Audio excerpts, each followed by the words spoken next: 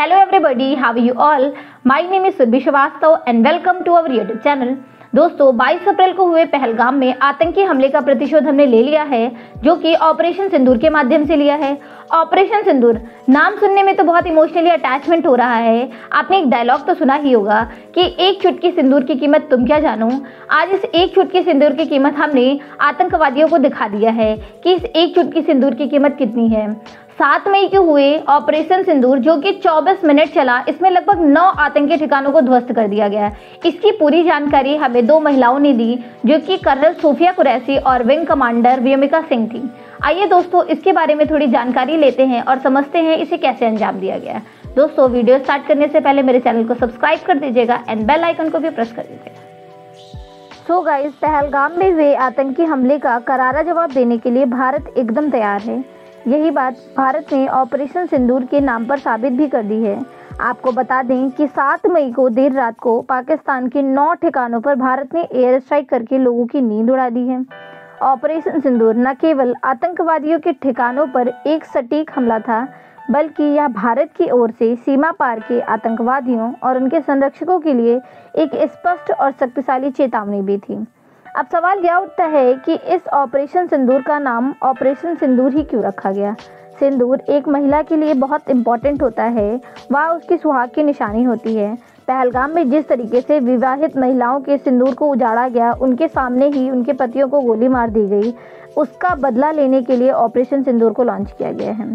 पहलगाम में जिस बर्बरता के साथ आतंकवादियों ने निर्दोषों को निशाना बनाया, उसमें महिलाएं, बच्चे सहित आम नागरिक शामिल थे। उस हमले में कई शादीशुदा महिलाओं ने अपने सिंदूरों को उजड़ते हुए देखा। तो भारत द्वारा यह एक सशक्त संदेश है कि भारत अपनी धरती और अपने नागरिकों की रक्षा के लिए हर संभव कदम उठाने के लिए तैयार है। पाकिस्तान पर इस एयर स्ट्राइक के बाद भारत के रक्षा मंत्रालय की तरफ से एक प्रेस कॉन्फ्रेंस रिलीज की गई। इस प्रेस कॉन्फ्रेंस में ऑपरेशन सिंदूर के बारे में बताने के लिए 2 महिलाएं सामने आई, जिसमें से एक आपकी विंग कमांडर व्योमिका सिंह और दूसरी आपकी कर्नल सोफिया कुरैशी थी। भारत के रक्षा मंत्रालय ने ये साफ कहा है कि ऑपरेशन सिंदूर का सीधा लक्ष्य यह है कि आतंकी अड्डे को खत्म करना, जहां से भारत पर हमले करने की साजिशें रची जा रही हैं और आतंकियों को भेजा जाता है।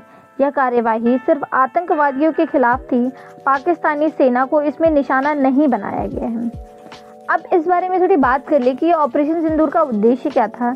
तो भारतीय वायुसेना ने पाकिस्तान और पाकिस्तान के कब्जे वाले कश्मीर मतलब पीओके में 9 आतंकी ठिकानों पर हमला किया, जहां पे आपके जैश-ए-मोहम्मद जैसे आतंकी संगठन में आतंकवादियों को तैयार किया जाता है। इसमें कोटली, बहावलपुर, मुजफ्फराबाद और पंजाब प्रांत के कुछ इलाके भी शामिल थे। प्रेस कॉन्फ्रेंस रिलीज कर जो जानकारी साझा किया गया है, उसमें ये बताया गया है कि इस मिशन के दौरान आतंकवादियों के 9 ठिकानों को सफलतापूर्वक नष्ट किया गया है।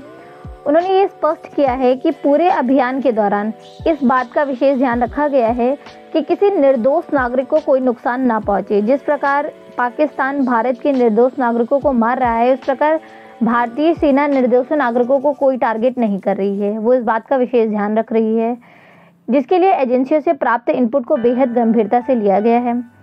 सवाई नाला कैंप, जो लश्कर-ए-तैयबा का प्रमुख ठिकाना माना जाता है, पहला लक्ष्य था उसको टारगेट करना। कर्नल कुरैशी ने यह भी स्पष्ट किया कि ऑपरेशन में पाकिस्तान के सैन्य ठिकानों को निशाना नहीं बनाया गया है।